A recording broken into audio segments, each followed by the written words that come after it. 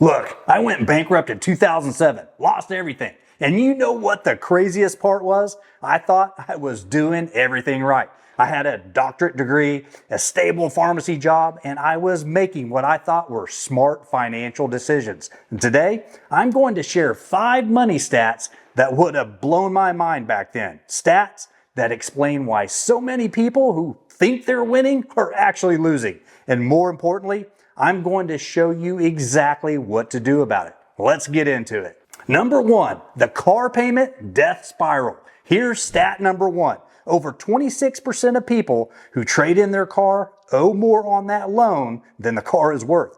The average amount they're underwater, nearly $7,000. Real talk, this is insane. You walk into a dealership with a car worth $15,000, but you still owe $22,000? Congratulations, you just brought negative $7,000 to the negotiation. And the dealer, they roll that into your next loan. So you're buying a $30,000 car, but financing $37,000. It's like ordering a pizza, eating 2 slices, and throwing the rest away, and ordering another pizza while still paying for the first one. According to Edmunds, over 32% of these underwater loans have between $5,000 and $10,000 in negative equity. That's because people are financing cars for 84 months. 84 months. That's 7 years. And I made this exact mistake. Back before my bankruptcy, I bought a brand new Acura because the payment fit my budget. And 3 years later, I wanted to trade it in. The dealer looked at me and said, "You're $8,000 underwater." That's 800 Chipotle burritos I just lit on fire because I wanted to look successful. And my friend James drives a 2015 Honda Civic with 180,000 miles. He's a physicist making 6 figures, but he understands that a car is just metal that takes you from point A to point B. And meanwhile, his investment portfolio is crushing it because he's not bleeding money on car payments. So, drop a comment below. What's the dumbest car purchase you've ever made? I'll go first. I once bought a truck I couldn't even afford to put gas in. Had to park it for 6 months like an expensive lawn ornament. Let me know in the comments. So what's the fix? Well, buy used cars that are 3 to 5 years old. Follow the 24-10 rule. Put 20% down, finance for no more than 4 years, and keep total car expenses under 10% of your gross income. Your future self will definitely thank you. Now on to number 2, the high yield savings ghost. Here's a jaw dropper. There's $18 trillion sitting in bank accounts right now, and 82% of Americans don't have their money in high yield savings accounts. My friend Eric keeps his emergency fund in a Chase savings account earning 0.4%. On $40,000, that's $160 a year in interest. Now, if he moved it to a high yield account paying 4.5%, he'd make $1,800 a year. That's $1,640 of free money he's leaving on the table. Let me paint you a picture. $1,640 is 2 car payments. It's a round trip flight to Europe. It's 164 Chipotle burritos. And he's just not taking it. And here's the thing.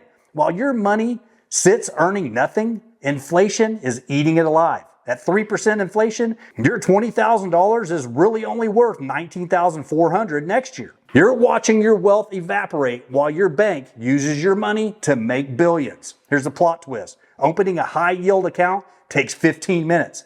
Marcus, Ally, CIT Bank, they're all FDIC insured, just like regular banks. The only difference is they actually pay you. According to CNBC, 57% of people keep money in traditional savings, earning basically nothing. That's over half of America voluntarily losing money each and every year. And here's the fix. Check what interest rate you're getting on savings. If it's under 4%, open a high yield account today. Move your emergency fund there. It takes 15 minutes and will make you thousands over your lifetime.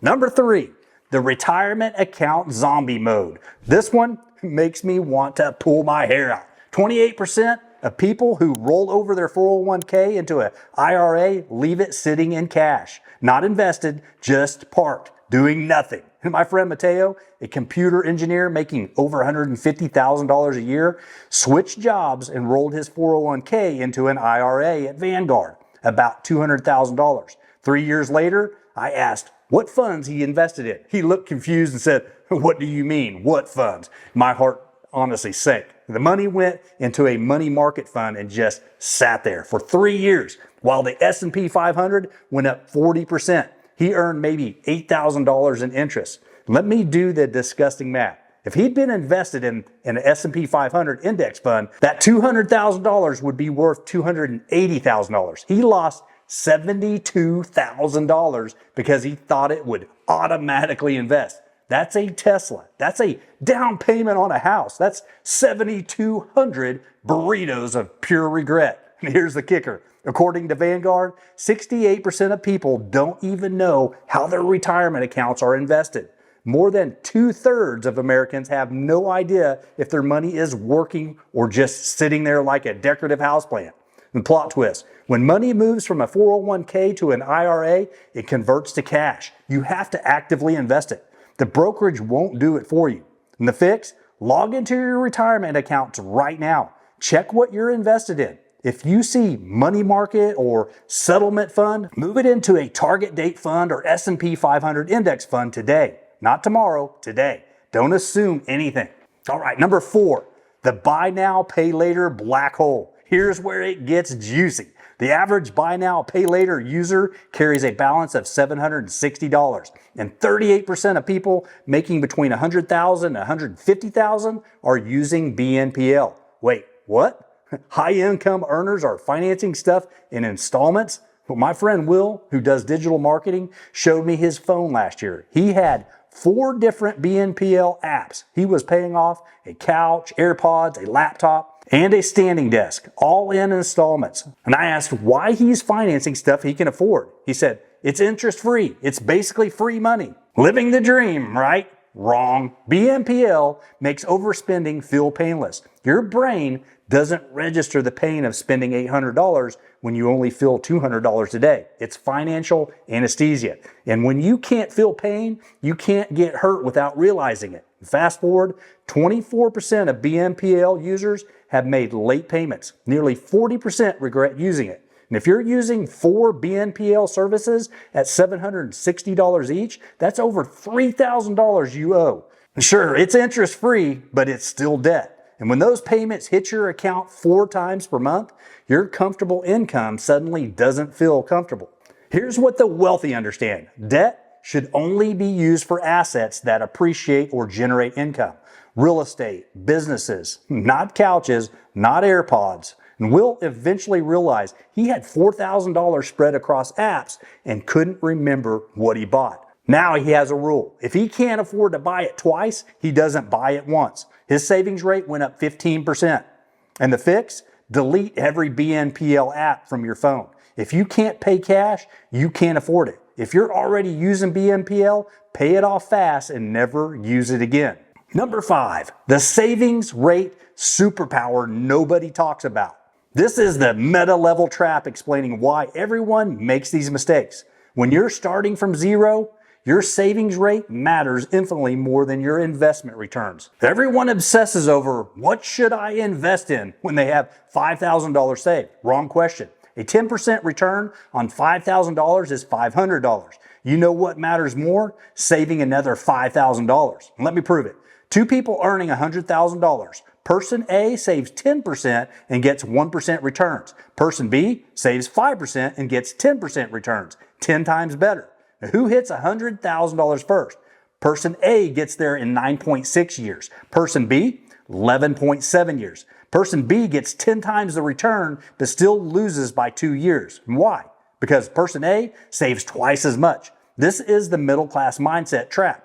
People think the secret is finding the right investment. No, the secret is building a big pile of money to invest. The pile matters more than the percentage return on your tiny pile. My friend Alan, who built a 9-figure business, didn't get there by day trading when he was broke. He got there by being cheap, saving 40% of his income and building capital. The thing you should track isn't your investment returns. It's your savings rate. And if you're saving 5%, bump it to 10%, then 15%, then 20%.